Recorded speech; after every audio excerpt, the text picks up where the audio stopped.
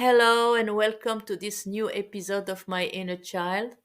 Today we will explore 6 tips on how to reparent our inner child. What we want to do is to get closer to him or her in order to rebuild a relationship based on trust, peace, and respect. We want our inner child to feel so comfortable that he can reveal exactly what happened, the events that made him or her sad, its unmet needs, the needs that were ignored or rejected. This will allow us to understand and be aware of those needs. We want to create a situation that is similar to the one of a parent and his child. But this time it's all about us reparenting our own inner child. A few years ago, I created a course on this topic, which you can find on Udemy platform. Reparenting my inner child is a wonderful but very complex journey. If you have young children in real life, it's a great opportunity to take care of your inner child while raising your children.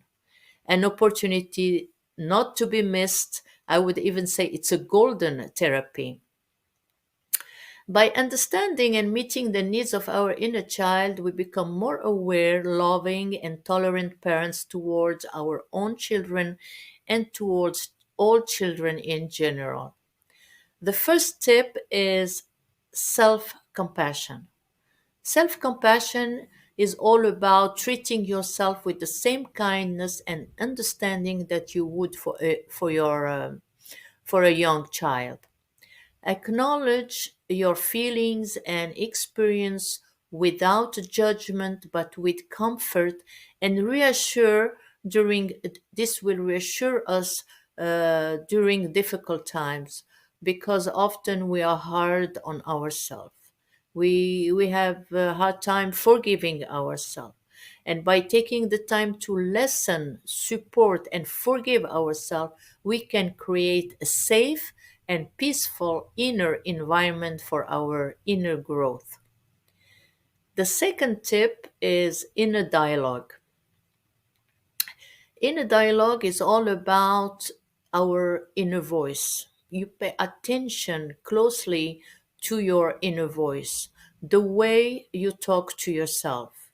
Replace self critical thoughts and gently replace them with positive affirmation, encouraging words of compassion and respect. For example, instead of saying, I'm not good enough, try to say, I'm worthy and capable of achieving my goals. The third tip is about setting boundaries.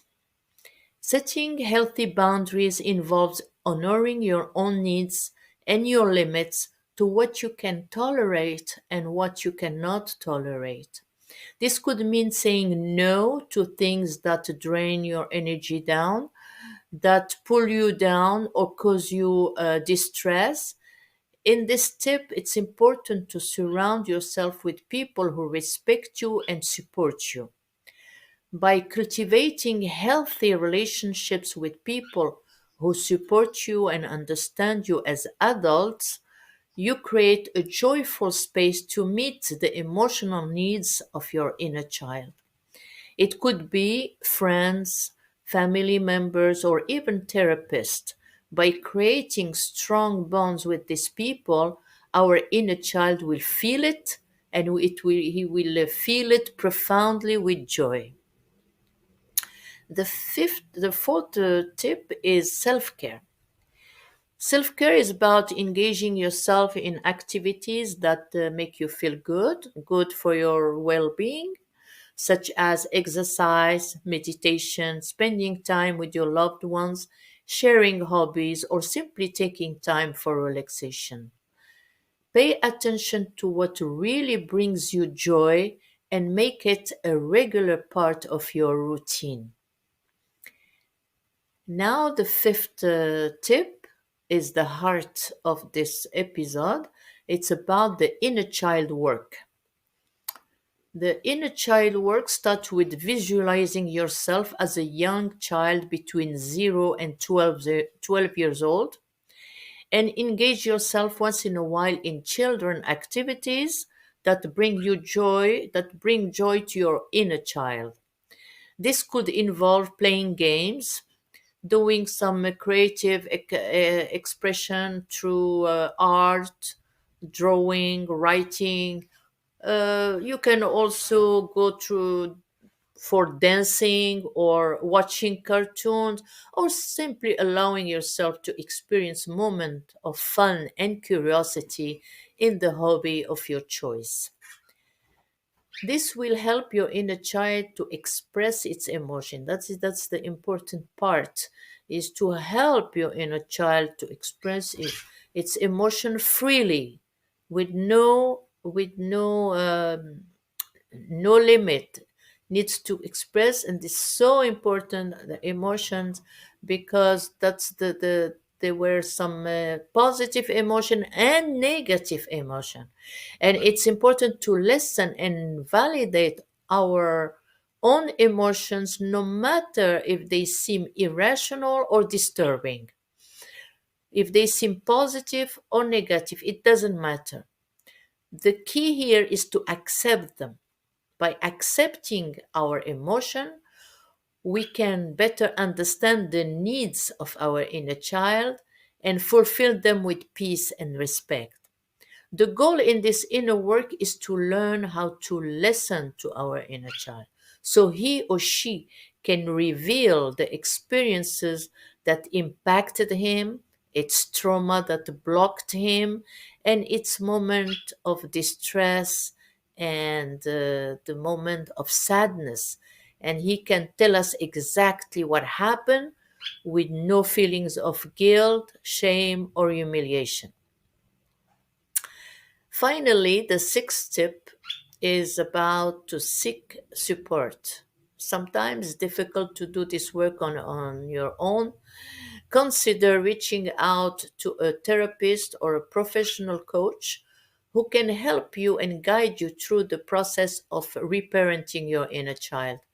Professional support can provide valuable strategies and techniques for healing yourself from the past wounds and developing healthier self nurturing practices. Remember that the process of reparenting your inner child is unique to each individual, and it's important to approach it with responsibility, patience, self compassion, and a willingness to explore and understand your needs. In conclusion, by exploring these six tips to reparent and reconnect with your inner child, we can become much more aware of how we function as human beings. We get closer to our soul, and we become loving and attentive parents to our own children. And by taking care of ourselves, we can better meet the needs of our own children and create a healthy and fulfilling family environment. That's it for this episode. Feel free to join our community on Spotify and YouTube. Press the subscribe button to keep up with my latest episodes and be part of this wonderful journey. Thank you for joining me today and have a great day.